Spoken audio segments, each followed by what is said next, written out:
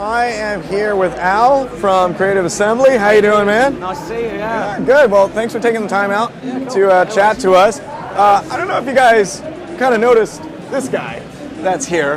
Maybe it looks familiar, but obviously this is a Roman soldier, centurion, general.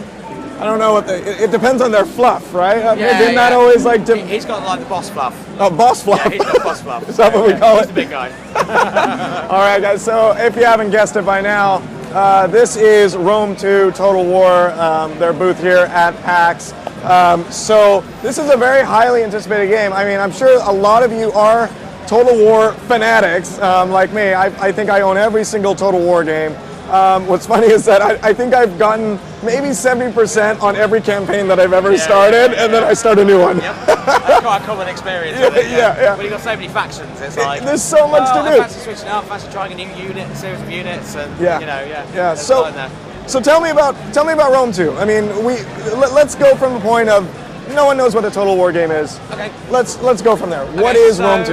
Okay, so Total War. So Rome 2 is it's obviously the latest in the Total War series, and the Total War series is kind of unique for kind of being two games in one. You've got this massive turn-based campaign game of statecraft and diplomacy, and economic management, politics, and general empire expansion and growth, and research and technology and all that good stuff. And then when your armies that you build on the campaign map clash with the enemy's armies or their fleets, or they attack their cities, you dive into these sort of giant real-time battles with tens of thousands of individual guys duking out on the front line with their gladiators and shields, And that is what most people know about the Total War series. I mean, the army size, and you guys just got thousands of guys running at each other, swords drawn, horses going, cannons going off. It's just nuts. I think the last one that I currently play right now is Empire Total War.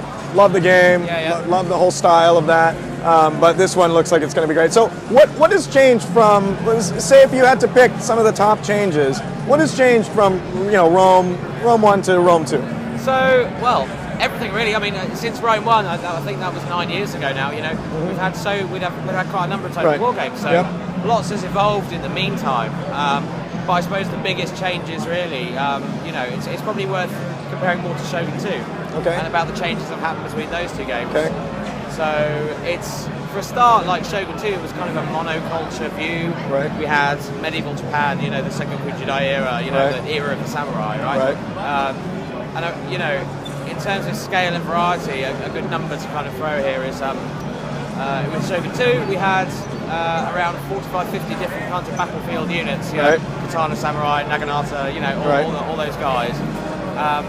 In Rome 2 we have like over 700. Wow. Because you've got the entire sweep of the ancient world. We've rolled the scope right back out again. We go right from the kind of the coast of Portugal right over to Afghanistan, and the northern point of Scotland down to like halfway down Africa. It's the campaign map is enormous. That's awesome. We've made a hell of a load of changes to the campaign game systems, how they work.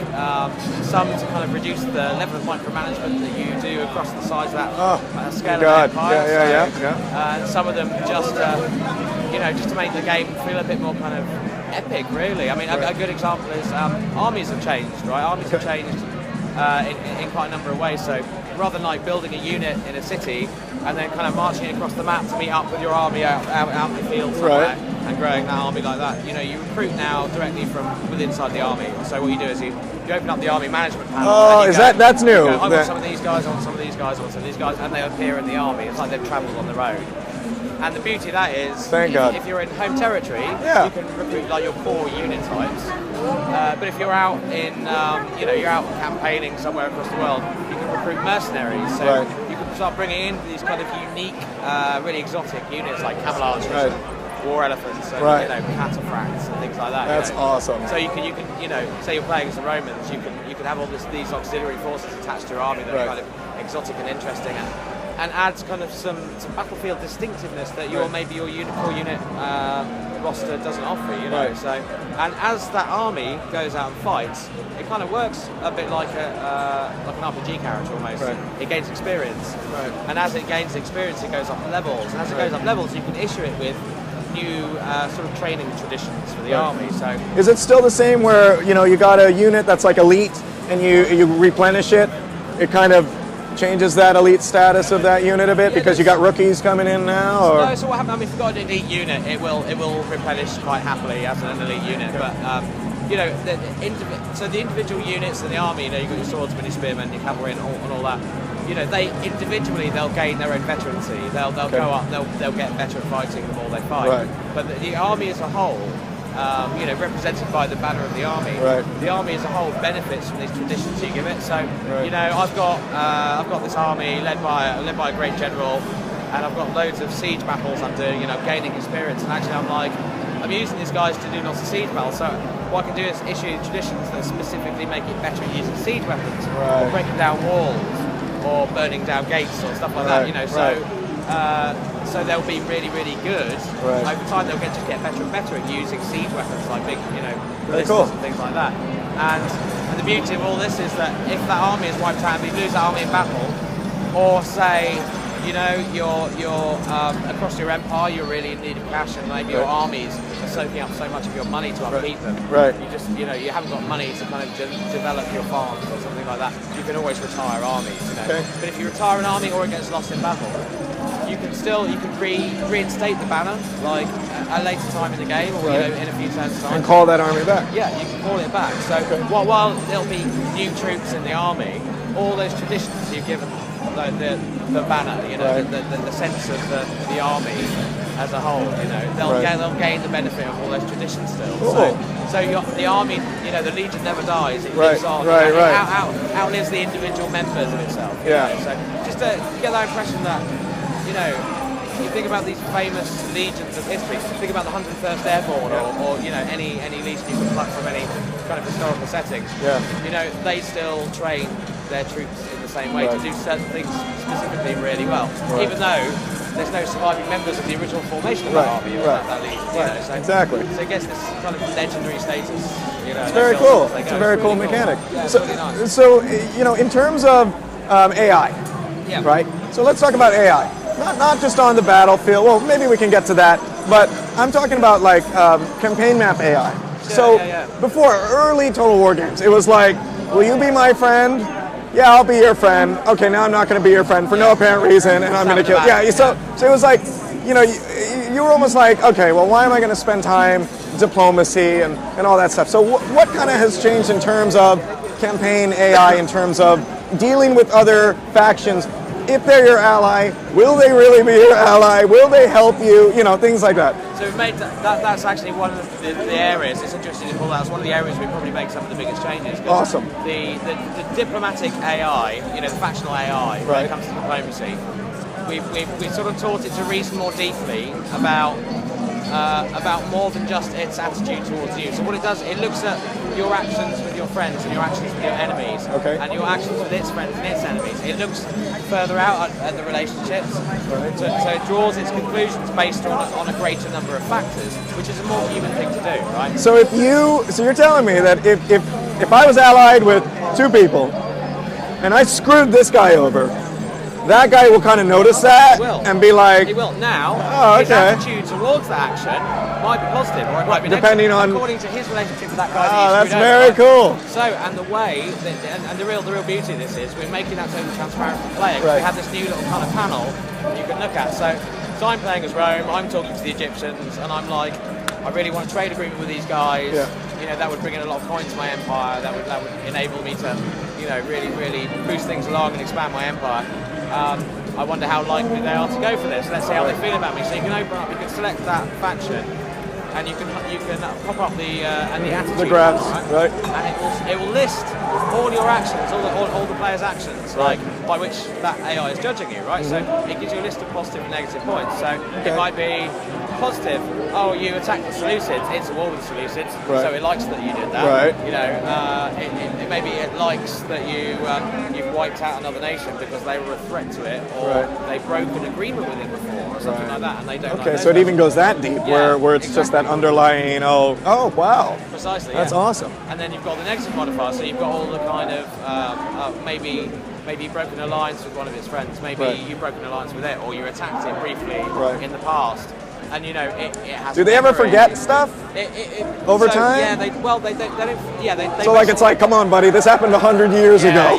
So it does. It winds down over time. Okay, that's awesome. The effects become less pronounced over time. So those modifiers become smaller. It's really cool. So you know, if you do stab it in the back, it'll be really angry about that. But yeah, 100, 200 years later, it'll be like, come on. So last thing, the past. We're talking about AI, Battlefield AI. Now, again, I'm going to bring up old Total War games.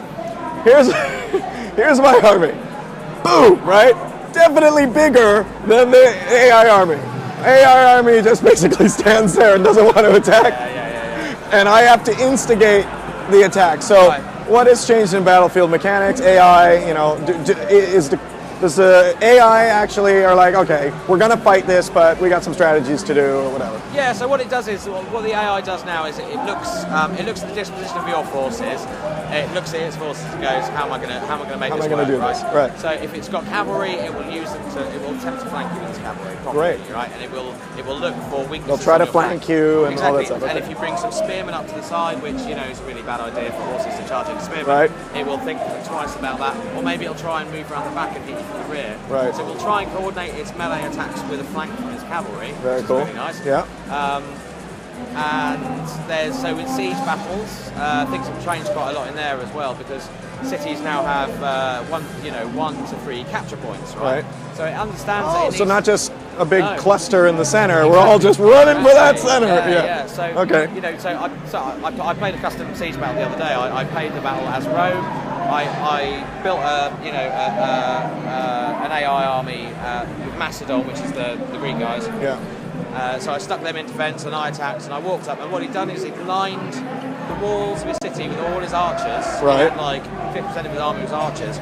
So I took a hell of damage going in, right? So I took loads of arrow fire going in. And when I cracked the walls down with some ballistas, right?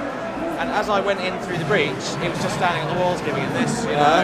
And I'm like, I've got to get to the capture point, right? So I've just got all my heavy infantry just marching, getting hit by arrows. And he basically, up the main corridor to the central capture point in the city where I was aiming, he was retreating, but he was creating lines of spearmen. So like my guys would go in and fight and get slowed down and fight, and then they'd break through and then they'd hit another unit of fresh spearmen, and it became quite tough.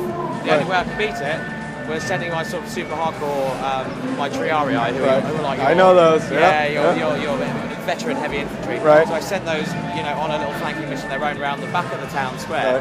So his last few units, which were standing in the town square, I managed to hit them in the rear. So it's nice. Cat and mouse. And the bigger battles have multiple capture points, right? So that makes things really dynamic, because the AI will look to defend those capture points. If you send, you know, what are you going to do, right? Are you going to send are you going to send the main bulk of your force to one capture point? If so, he's going to fiercely defend that. Are you going to send a small flanking unit to try and capture another one? Maybe while his attention is elsewhere, you know, so it's like, it's really You're dynamic. making more decisions as you get into a city, where to go, and then splitting forces, figuring out, this force here, he's my strong force, so I want to just, Rambo them into this, and can they hold it? That's pretty exciting. And as well, you know, we've got a new line of sight mechanic now as well. So if your units can't see enemy units, then you as the player can't see their units, right? Good. So, and you shouldn't be able to, because you're right. So it will look to walk its horses through, through woods. So you can get ambushed. Completely get ambushed, not even know. So you're saying that you may need to send a scouting unit somewhere, maybe through the woods, or cavalry units here. Scouting, so you'll want to use your skirmishers or your light cavalry to run out front and try and spot the enemy. If you keep your cavalry there behind the hill and maybe draw his army in. And then you flank them as they come, so it's fun. It makes things a lot more dynamic, Well, you know what, that was Rome 2 in a nutshell. I know we didn't talk about everything. I think we'd be here all day if we did. Scratch the surface there with Rome 2, guys. But when does this come out?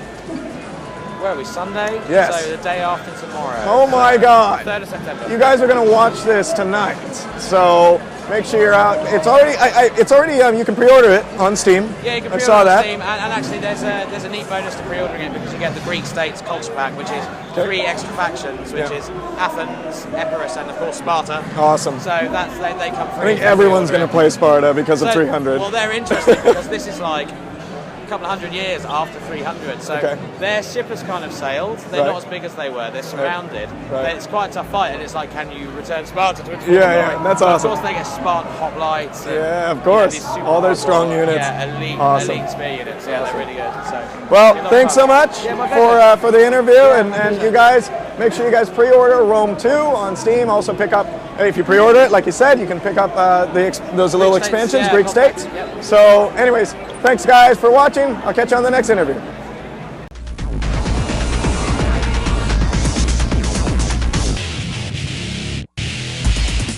I am continuing my journey down here on the Sega path, so to speak. And you'll probably notice this this really noticeable blue guy right now. It's a blue hedgehog, and obviously that's Sonic. And he's got a new game out called Sonic Lost World. So thanks so much for being here, Sonic, and saying hi to everybody. So you'll probably have to run off somewhere. All right, no problem. Sonic, take care. All right. Other way, Sonic. Other way. Other way. Run the other way, Sonic. I want to go the other way. We're totally gonna keep that. All right, and you know, I am here with Aaron Weber from Sega. Yeah, nice to meet you, man. So let's talk about Lost World a little bit. So it's a new Sonic game, obviously. So what's it about? What's the objectives? What's new about this Sonic game? Yeah, so it's a new Sonic game that focuses on giving the player control over their own speed. Okay. So you can hold down the right trigger to run, the left trigger to spin dash, and we've never really done that before. Right. So it's about you getting to decide how fast do I want to run. Okay. Because a lot of people in the past have said, you know, it's one speed. Right, I go really fast, but then I fall off a cliff or I run into a wall. It's like, oh man. So we're like, well, how can we fix that? How can we address that? So step one, give the player control over their own speed. Right. Step two, we added a parkour system. So now if you hit a wall, right, you don't just dead stop. You can hit the wall and vault over the wall. Right. Simply by holding down the run button. Right. We have 6 brand new enemies. They're called the Deadly Six. Okay. They are new villains you haven't seen before, and they're a bit more ruthless than I think people are used to. So that's a nice new twist on the story. Good. Sonic and Eggman are going to team up in the game, and that also gives us a new perspective on Eggman. Right. And then finally, you're also going to see Tails, Knuckles, Amy in the game. All the old classics. They're in there. You have to be playing primarily as Sonic, but they're there, especially Tails in the cutscenes. And then we have a 2-player support mode. Okay. So a second player can pick up the Wiimote and help you out as first player. Or if you really want, if it's like your little brother, your little sister, and you're like, I'm better than you, and they're like, no, I'm better than you. You can throw down and do a competitive mode too. We got that. Awesome, awesome. Well, I mean, I've been watching it here, and it's on the Wiimote.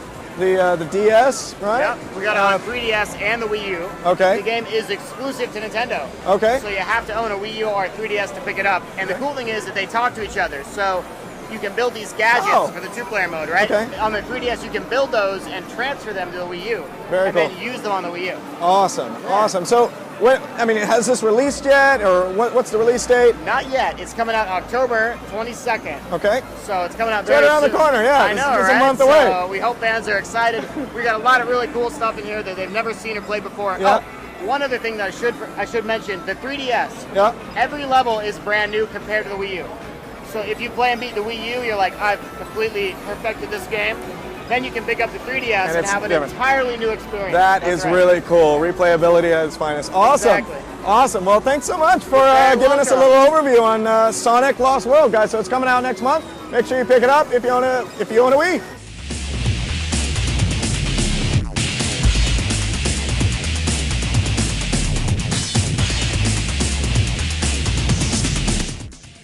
Treat for you today. I am at the SOE booth right now with Terry, who's the senior game designer, or senior producer of EverQuest Next. How you doing, man? Nice to meet you. All right. Well, yeah. Thanks for taking the time out to. I know you're a busy guy and absolutely probably gotta get out of here soon, but it's kind of the last bit of the day here, guys. So we're probably really tired. So I'm here. Obviously, you can see in the back EverQuest Next. So tell me about EverQuest Next. Tell me about what's coming out with this. I hear that this whole thing has changed. So let me know about it. So EverQuest Next, we wanted to make something that was different than the past 15 years of MMOs out there, and we really tore it down to the bedrock. I'm an EQ1 fan, so I was too. It's why I came to the company in the first place. But we wanted to make a game that was completely different, right? So we tore it down, and we started from the bottom, and we wanted to add in things that we've always wanted to see in a game, and see what kind of a shape that made in the world of the MMOs. And we really focused on 4 things that we're going to do. We're doing away with the standard class system that you see in most MMOs, and we're going to incorporate a huge amount of multi-classing. There's a lot of detail about it on the website that you can go find out about it. But it really is going to change the way players choose to progress through the world. And then we've made a world that's completely destructible. It's made out of voxels. I saw some gameplay footage of things being wrecked. Yeah, ground being like torn apart and stuff. I mean, very interactable on all the objects, all the stuff in the environment. Yeah, very impressive. Yeah, we can let players and monsters destroy anything in the world, and that doesn't mean we're going to let you destroy everything. Right. We're going to control it so it's not a giant. Got to get the trolling down. Yeah, just a little bit. You know, all those griefers out there. Yeah. But it really does change everything about the way you think about MMOs, because when the world is destructible and interactable in that way, you know, you really have to think about all the different ways that you can interact with it, with combat and crafting and PvP and all these things that we'll be talking about in the future. And then we've also changed the AI. Is it destructible in the sense like even like the AI can destroy something? Yeah. Can you be behind a wall and you're like, I'm safe, and then boom? Oh, yeah, we show a perfect example of that, and you can see those videos on the website as well. I mean, yeah, it changes the way you look at the game and the way you interact with it. And then we wanted to change the AI as well. So we have this thing we call emergent AI. And what we're doing is we're making sure that the AI can think and make choices for itself. So no more static spawn camps in the world, right? Our orcs in our game are going to find places they like, and they're going to stay there until they don't like it, and then they're going to pick it up and move somewhere else. So sometimes our content looks for you rather than you having to go out and look for our content. And then we're also embracing permanent change. We're going to be telling stories to the players as the world evolves, and it's going to permanently change. No longer is it going to be 10 years of the exact same quest in an area. If you miss it 2 months later, there may be completely different things to do there, and so you actually have to talk to the people who played our game and find out what's happened in the world while you were away or before you joined it. That's pretty cool. And so all of those things together, it really makes a game that we're really excited about, and it's unlike anything that's been made before, and that's really what we wanted to do. That's really awesome. It sounds awesome. I mean, I know, guys, that we honestly just scratched the surface of EverQuest Next, like not even a scratch, probably a little pinprick of the surface of the massiveness of this new game, but I'm pretty excited about EverQuest Next coming out. Terry, thanks so much for the interview. Thank you. You know what? It's been a hell of a day at PAX, so it has. we're going to head home after this. All right. Thank you. Take it easy. Thank you.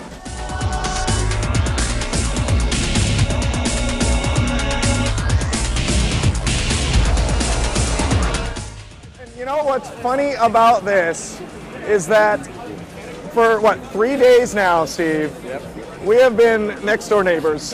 Literally side by side next door neighbors. Probably had 50 conversations. Probably have all these conversations. This is Steve from Torn Banner. Torn Banner makes Chivalry. If you guys don't know about this game, you should. It's an awesome, awesome game. And obviously they're showcasing their new expansion, which is called Deadliest Warrior. And that's actually pretty interesting because I want to talk about, because we all know the Spike TV show, Deadliest Warrior. So I kind of want to talk about how that happened and all that. I think is pretty exciting. So first and foremost, let's talk about Chivalry Deadliest Warrior. What's it about? What's the expansion about? Let's introduce everyone to this beautiful game. Okay, first of all, Chivalry is a competitive multiplayer game set in the medieval era. This is an expansion for that game that takes it out of the medieval era and into all the ancient eras of all time. Awesome. So we've got samurai, Spartans, knights are going to be in there. There's a couple other factions that aren't announced just yet. You know, because I love the show so much when they do like knight versus samurai, and now you're going to be able to do that. All right, so I saw there, and I don't know if you can't reveal, okay, but I saw a lot of coming soons, and now you said a few classes. Are there any more that you can say, or are you still in the works? Can't say any just yet, but they're coming soon. The expansion's actually going to release in the fall, so it won't be long until we have to tell you what they are. All right, so in the fall, around the corner. So now the thing with Deadliest Warrior, so as you know, the Deadliest Warrior TV show, Torn Banner, I mean, you guys are basically kind of partnered up with Spike, and they're kind of helping you out with using the name Deadliest Warrior and marketing and stuff. So I think that's amazing. Like, how cool is that to have that backing you up with this game? If you guys don't know, before this, Chivalry came out, and it was Chivalry Medieval Warfare. The best part about Chivalry that I had so much fun with was the yelling. I mean, that button, I mean, that was just so fun. If you guys look back at my earliest videos on my YouTube channel, I did a bunch of Let's Plays on Chivalry Medieval Warfare, and I just had so much fun with the ragdoll physics with just cutting people's heads off, arms off, yelling. I mean, it's just a bunch of gratuitous fun and excitement, and it's a really good stress relief at the end of the day, because when you have a hard day at work, you're tired, you're stressed, go home and cut someone's head off. I mean, at the end of the day, and yell really loud. That's pretty much how everyone describes the game to their friends. They don't say it's that sword fighting game. They say it's that sword fighting game where you can chop people's heads off and scream like a madman. What gave you guys, and last question, what gave you guys the whole idea of coming up with Chivalry? Whose idea was it? How did this even come about? It came about mostly because we were frustrated at the melee combat in other games, especially in multiplayer. It just didn't feel right yet. It wasn't intense. When we loved epic, sword fighting or medieval movies like Braveheart or Gladiator, we wanted to bring that intensity to the hands of the gamer, and it just wasn't there yet. So we're like, we got to do this ourselves. That's awesome. All right, guys. Well, Steve, thanks so much. I know that we're probably still going to see each other here because we're about 3 feet away from each other, literally. And I just want to point out that I'm so sorry it took me 3 days to actually sit and interview him. And I've been going all around, as you guys know, interviewing everything. And then I'm coming back to the booth today and I'm looking at Chivalry and I'm like, why haven't I talked to these guys yet? So anyways, thanks for the info, guys. I'll catch you guys probably on the next video or the next interview. See ya.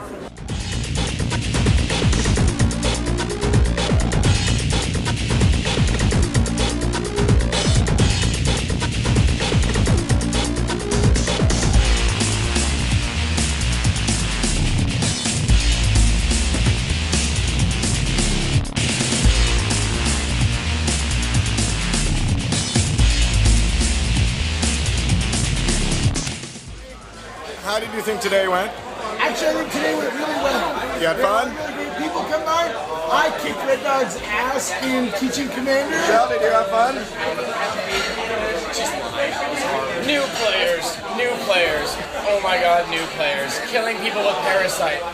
I just want to lick them. I'm kidding, I love new players. Once they figure out the gorge has a tongue. Hughes? You good? That's all I want. How was today? Awesome? You know how good today was? 160 beers on tap. Yeah! That's No, you got it right. Let me ask you a question. Oh, here we go. No players for a heterosexual man to order a cosmopolitan. Hells yeah! Did you see she laughed when she said that? Because I got... You didn't get a high five. I saw the wheel. REDDOG. Yes. Thank you. What do you think of, when I pan to you, what do you think of Dylan's Cosmo?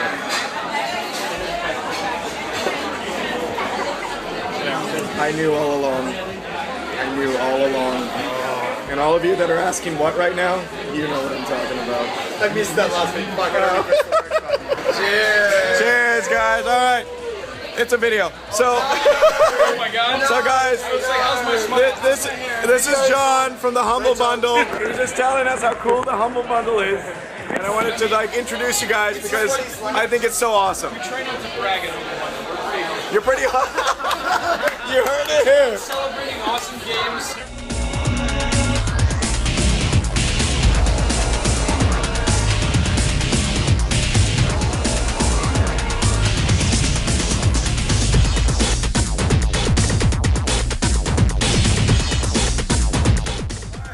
Guys, I'm using my last 2%. Shut up! I'm using my last 2% to thank Scaredy Bob here for driving tonight because we are all fucked up. Thank you, Scaredy, for driving tonight and being the designated driver. It is so awesome. And all of you, get out! This is why you shouldn't drive while you're drinking. So PSA. What happened to PAX goes on video. What? It's awesome. Thank you. All right, it's REDDOG for PAX Gate 3 signing out. Bye-bye. Good night. Dude.